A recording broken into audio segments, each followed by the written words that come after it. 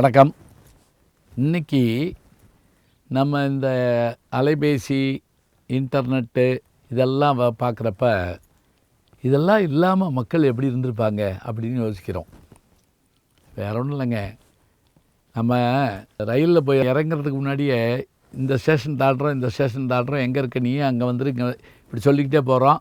படியில் இந்த இறங்கிட்டேன், இந்த வந்துட்டேன் அப்படின்னு சொல்லிக்கிட்டே போகிறோம். இந்த இருக்க பாரு அப்படிங்கிறோம். இதெல்லாம் இல்லாத காலத்தில் எப்படி இருப்பாங்க, எப்படி இருந்திருப்பாங்க? அப்போ நம்ம யோசித்து பார்க்கணும். மனிதர்கள் செய்திகளை சொல்லுவதற்கு என்னென்ன முறைகளை கையாண்டார்கள் என்றால், ஒலியே இல்லாத காலத்தில் சைகை இருந்திருக்கிறது. சைகை மூலமாக தங்களுடைய மொழிகளை குறிப்பிட்டிருக்கிறார்கள். நீங்கள் கூட மத்தியானத்தில் பார்க்கலாம், மாற்றுத்திறனாளிகளுக்காக செய்திகள் சொல்கிற போது அவர்கள் சைகை மொழியில் சொல்கிறத பார்த்துருக்கலாம். சைன் அப்படிங்கிற அந்த சைகை மொழியில் சொல்கிறத பார்த்துருக்கலாம். அதே போல் கப்பல் போன்றவற்றில் இரவு நேரங்களில் பயணப்படுறப்ப அவர்கள் ஒலி அல்லது ஒளி, அதாவது தீப்பந்தங்களை வைத்துக்கொண்டு அவர்கள் தங்களுடைய செய்திகளை காமிப்பார்க்கலாம். அல்லது சீழ்க்கை ஒளி, விசில் மூலமாக இந்த விசில் அடித்தால் இது, 3 விசில் அடித்தால் இது என்று செய்தி வைத்திருப்பார்களாம். முரசுகள் மூலமாக செய்திகளை அறிவிப்பார்கள். ஏன், ஆலயங்கள் கட்டப்பட்டிருக்கின்ற மணிகள் மூலமாக இத்தனை மணி அடித்தால் இந்த செய்தி, இத்தனை மணி அடித்தால் இந்த செய்தி. இன்றைக்கும் கூட கிராமத்து சர்ச்சுகளில் மங்களகரமான விஷயத்துக்கான அந்த ஒலியும், துக்க செய்தியை அறிவிப்பதற்கும் ஆபத்துகளை தெரிவிப்பதற்கும் அவர்கள் அதை பயன்படுத்தியிருக்கிறார்கள். அதே போல் ஒரு நாட்டிற்கும் இன்னொரு நாட்டிற்கும் இடையிலே ஒரு செய்தியை சொல்வதாக இருந்தால் தூதுவாக மனிதர்களே சென்றிருக்கிறார்கள், அம்பாசிடர்ஸ். அதில் நம்ம தமிழில் ஒரு ஆச்சரியம் தெரியுங்களா, முதல் பெண் தூதுவரே ஔவையார் தான். அதிகமான இடத்திலிருந்து தொண்டைமான இடத்தில் அவள் தூதாக செல்லுகின்ற ஒரு செய்தியை நம்ம பார்க்குறோம். அதே போல் தூது என்ற ஒரு இலக்கியமே நம்மகிட்ட இருக்குது. அது அகத்தூதுங்கிறான், புறத்தூதுங்கிறான். அகத்தூதுனா என்னென்னா காதலுக்காக தூது அனுப்புதல், பறவைகளை, மேகத்தை, தென்றலை, வண்டை தூது அனுப்புதல். புறத்தூதுனா என்னென்னா வீரத்துக்காக, அதாவது கிருஷ்ணன் தூது, அதே போல் ஆஞ்சநேயனுடைய தூது, இதெல்லாம் போர் தூது, இதெல்லாம் வச்சுக்கலாம். இப்போ ஆட்களே போனாங்க, தூதுவர்கள் அம்பாசிடர்களாக போனார்கள். இப்படி செய்திகளை அனுப்புவதற்கு வைத்திருந்தார்கள். இது தவிர ஊருக்குள்ள ஒரு செய்தியை சொல்ல வேண்டுமா, யானை மீது முரசறிவிப்பார்கள். சிலப்பதிகாரத்தில் ஒரு ஆச்சரியமான செய்தி ஒன்று நாம் பார்க்கலாம்.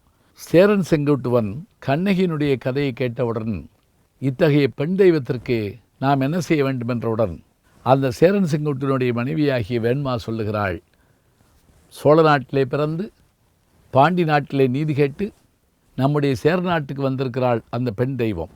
அவளுக்கு நாம் கோட்டம் எழுப்ப வேண்டும், அதாவது கோவில் உண்டாக்க வேண்டும், அவளுடைய படிமத்தை வைக்க வேண்டும்.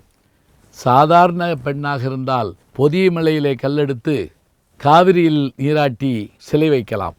ஆனால் இவ்வளோ பத்தினி தெய்வம், எனவே இமயத்தில் கல்லெடுத்து கங்கையில் நீராட்ட வேண்டும் என்கிறாள். உடனே சேரன் மகிழ்ந்து தன்னுடைய அமைச்சரை அழைத்து, உடனே முரசறிவியுங்கள், நாம் வடநாட்டின் மீது படையெடுத்து வருகிறோம், இமயத்தில் சென்று கல்லெடுக்க வருகிறோம் என்று அறிவியுங்கள். பாருங்கள், அந்த காலத்தில் போர் வர்றப்ப திடீர்னு போய் தாக்க மாட்டாங்க.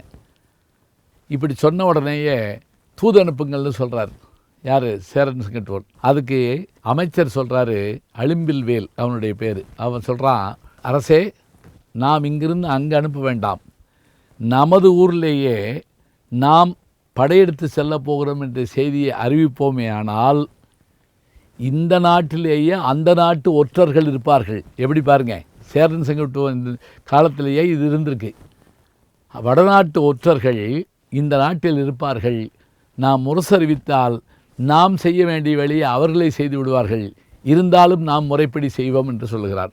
அப்படி என்றால் ஒற்றர்கள், தூதுவர்கள், முரசு, பறவை என்று பல்வேறு வகையிலே செய்திகளை சொல்லுவதற்கு ஆட்களையும் மற்றவர்களையும் பயன்படுத்தி இருக்கிறார்கள். பிறகுதான் எப்படி ஒலி அலைகள் மூலமாக சொல்லப்படுகிறது. இன்னும் சொல்லப்போனால் மார்கோனிக்கு முன்பாக மோர்ஸ் என்பவர் தந்தி கருவியை கண்டுபிடிக்கிறார். வானொலி கண்டுபிடிக்கப்பட்ட போது வயர்லெஸ் என்கின்ற இந்த வார்த்தை பலருக்கு புரியவில்லை, பிடிக்கவில்லை. ஆனால் எப்போது வானொலி மக்கள் நம்பினார்கள் தெரியுமா? டைட்டானிக் கப்பல் மூழ்கிய போது அதிலிருந்த அந்த மார்கோனி கண்டுபிடித்த கருவியின் மூலமாக கிடைத்த செய்தியின் மூலமாகத்தான் இந்த அரிய கருவியினுடைய பெருமையை தெரிந்து கொண்டார்கள். இது ஆபத்து காலத்திலும் உதவும் என்பதை தெரிந்து கொண்டார்கள். அதன் பிறகு வானொலி வந்தது, தொலைக்காட்சி வந்தது, அலைபேசி வந்தது. இன்றைக்கு நாம் எல்லாவற்றையும் பயன்படுத்தி கொண்டிருக்கிறோம் என்று சொன்னால் படிப்படியாக இந்த வளர்ச்சி நிலை இருந்திருக்கிறது என்பதை அறிகின்றோம்.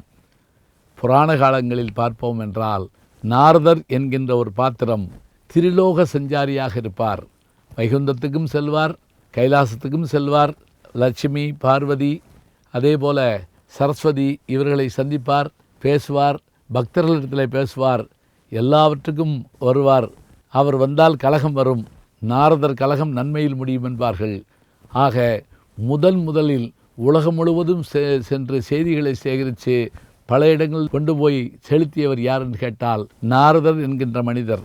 இவர் இருந்தாரா இல்லையா என்று தெரியவில்லை. ஆனால் செய்தி பரப்புவதற்கான ஒரு ஊடகமாக அவர் இருந்திருக்கிறார் என்பதை நாம் அறிகின்றோம். எனவே காலங்காலமாக ஊடகங்கள் இருந்திருக்கின்றன.